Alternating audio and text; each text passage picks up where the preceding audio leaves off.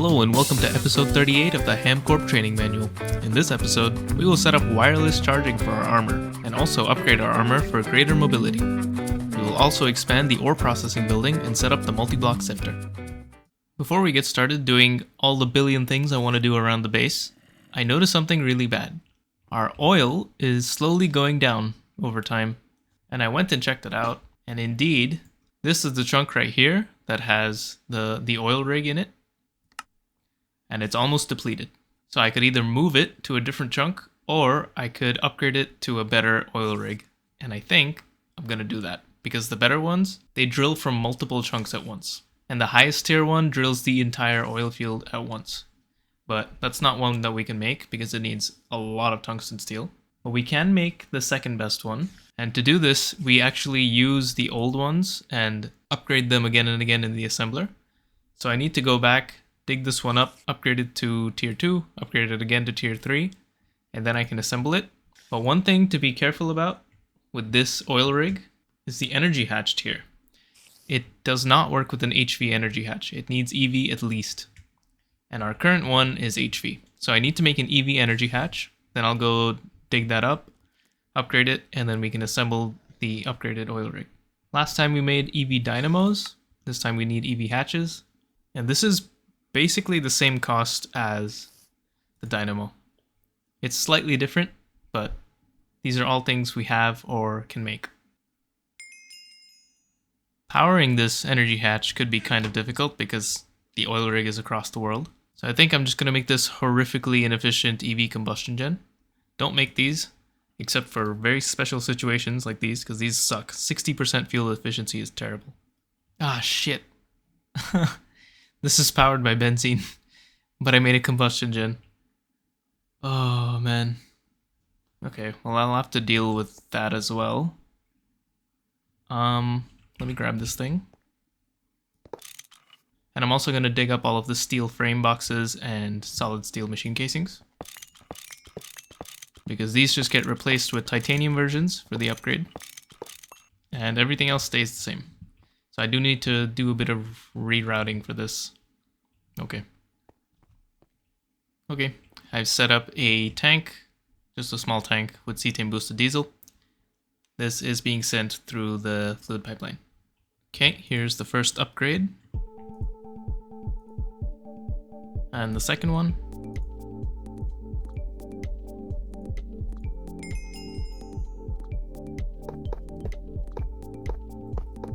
There it is. Tier 3 drilling rig. Now this should be quite fast. Yeah, okay. 383 liters per tick. That's pretty good. Now we're very quickly gaining oil. Crisis has been averted. Okay, I've made a list of a couple of things that I want to do, and I really have no idea where to start. I think just to improve my quality of life, I want to do the repellator, nanosuit upgrades, and wireless charging. I think I want to do those first. So let's start with the easiest of these, or a better repellator. Because right now we have this, what is this, MV? HV repellator? Well, I don't know, 160 is pretty good too. That should cover most of the base. Maybe I just had this really badly positioned. Let me go chuck this in the brain. Poorly placed? In the context of the room, yes, but this is pretty central for the base as a whole. This is running now, and it's powered. So hopefully we don't see too many more mobs. Now the next quickest one to do would be wireless charging. This needs some weird stuff. Needs tantalum carbide. It also needs Incalloy DS. Needs transmission components. Oh, this is fine. This is a weird recipe, but this is fine. And an HV field gen. Ooh.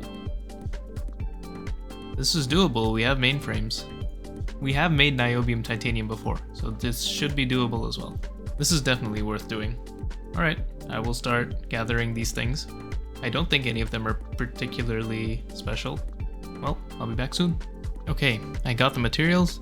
These were a bit more annoying than I thought they were, because a lot of the blasts, like the Incalloy and the niobium titanium, needed TPV. So I had to borrow the ore processing one, which is just just annoying to do. So something else I want on this list, more coil upgrades. I'm just waiting on the field generator. Just making some more circuits, that's all that's needed. Alright, where to plug this in? The most sensible spot would be here in the control tower. But I actually don't have a cable connection here, only applied energistics. If I ever need a cable connection for something else, I think I'll put it in here, but instead of putting it in the control tower, I'm actually going to put it in the brain, next to the repeller. And it's currently in long range mode, which means that it can supply 2 amps of power up to 2,000 meters away. And I think that's fine. Like, yeah, my armor's already charging. This is fast enough for me. Like, I don't need it to be faster than this.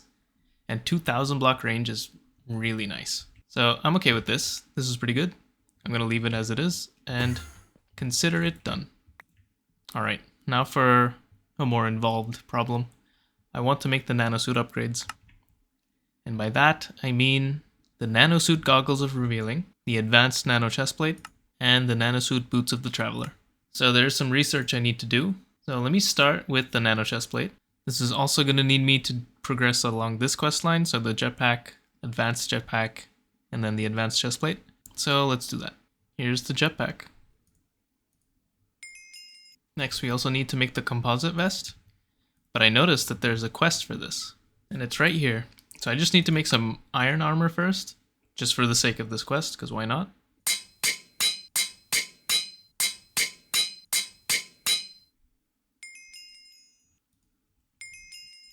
Here's the advanced electric jetpack. And I had enough platinum for these 12x platinum wires for the last step, but we are dangerously low on platinum ingots. I have quite a bit of metallic powder dust. I don't really want to smelt it into nuggets. I'd rather do the plat line. Oh, the plat line is not on this list, huh? Okay. Very cool.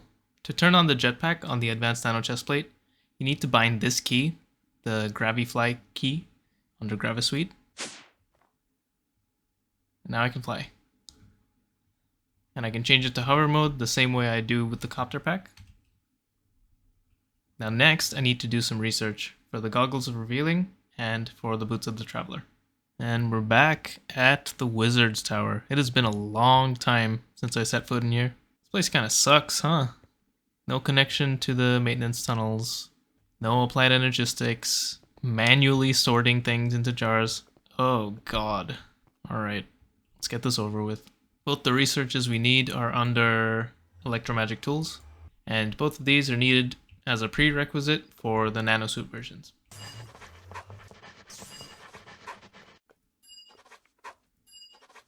Now the nanosuit versions.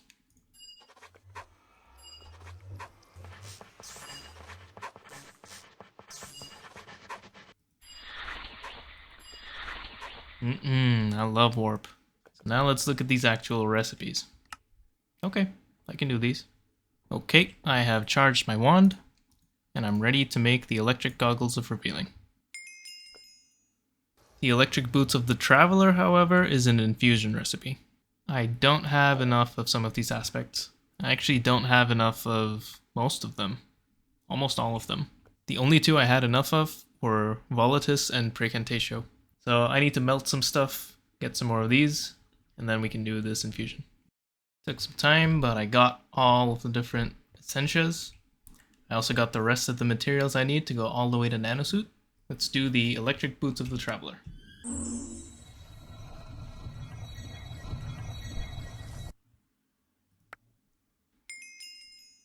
Got the electric boots, let's go straight to nanosuit boots.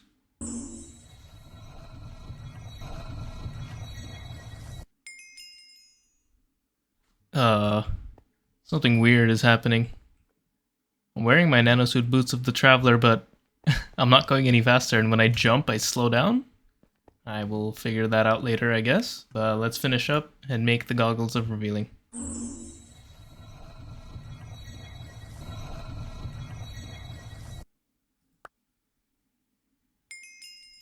I figured it out.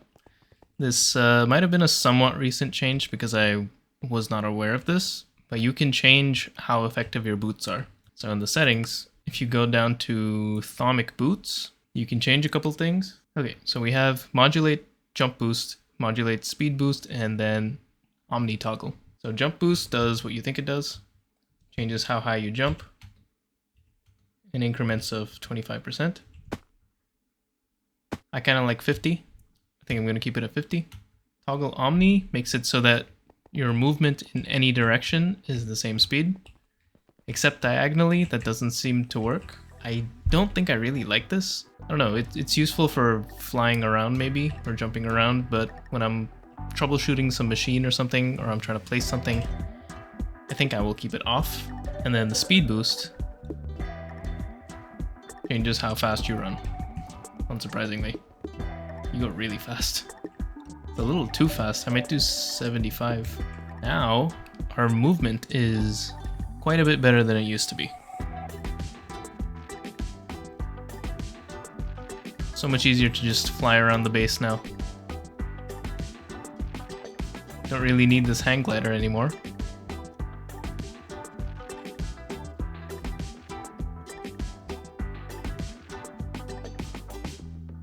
Yeah, this is super fun. Alright, that is done. Next, I think I want to do a little bit of ore processing. I'm not going to do like a full start to finish processing thing. I just want to make some multi-blocks that make processing faster. For example, I want to make the sifter, because every time I need more covered cables, I need more quartz. And getting quartz in a single block sifter is painful. So I'm going to make this. This is 400% faster than an equivalent single block machine, and only uses 75% of the EU per tick.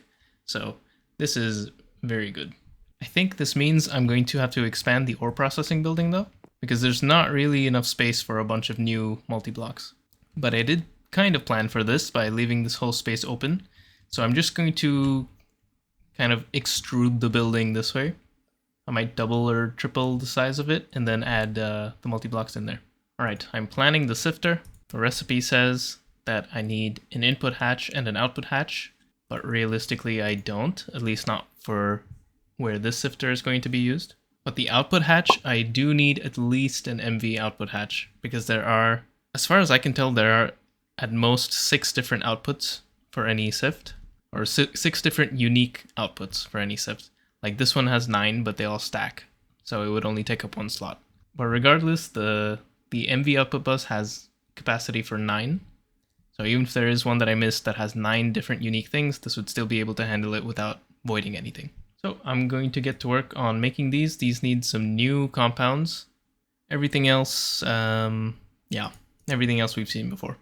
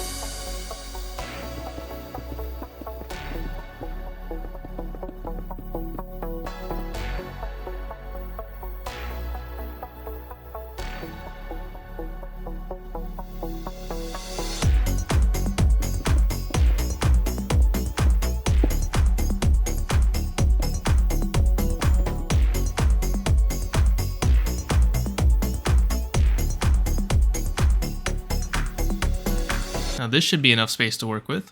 I put down a new high voltage battery buffer here. There's a cable underneath, and also here's the energy hatch for the sifter. And the sifter is going to go right here.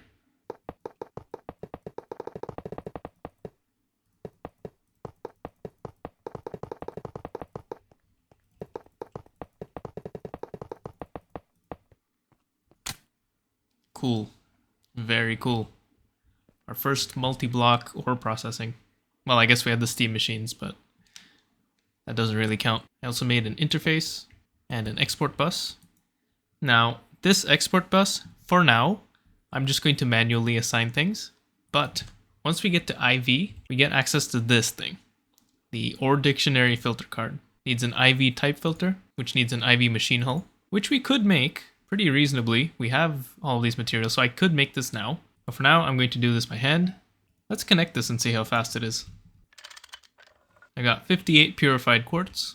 This would take me about 10 minutes to sift all of these in a single block HV sifter. Let's see how fast it is in the multi-block.